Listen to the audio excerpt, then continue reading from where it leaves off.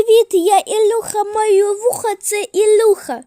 Я лежу на пуфику і кажу: Умка Іко, Умка Іко, Умка Іко, Умка Іко, принеси мені горішки. А Умка каже: я не Умка і кіт, сам неси собі горішки, я не буду. Ось зараз я вже на пуфику і думаю, що буде? Може, ангел-хранитель, шльопа, це може сам мій пофіг? І Умка каже: взагалі-то я хотів тебе врахувати, тому що Біг Боб казав, що не можна їсти горішки. Я тебе вряю-ю-ю-ю-ю-ю, навіть коли не треба. Я тебе вряю-ю-ю-ю-ю-ю, навіть коли не треба. Ой, орешки гнилые.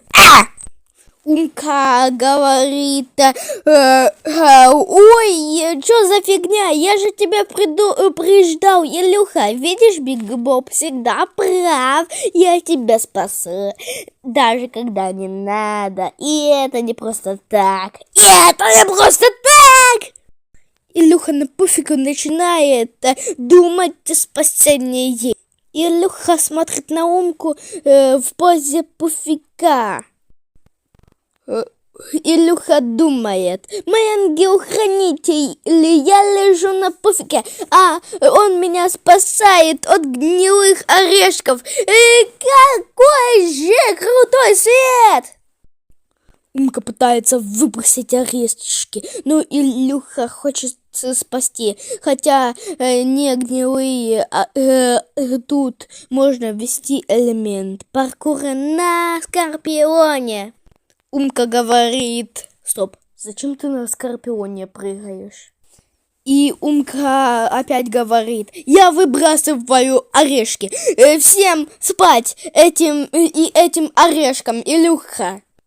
Илюха говорит: стоп, я сделаю спасение, чтобы спасти хоть один хороший орешек.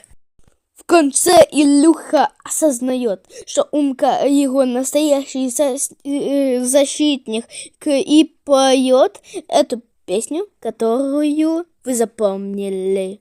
Я тебя спасу, даже когда не надо. Я тебя спасу, даже когда не надо.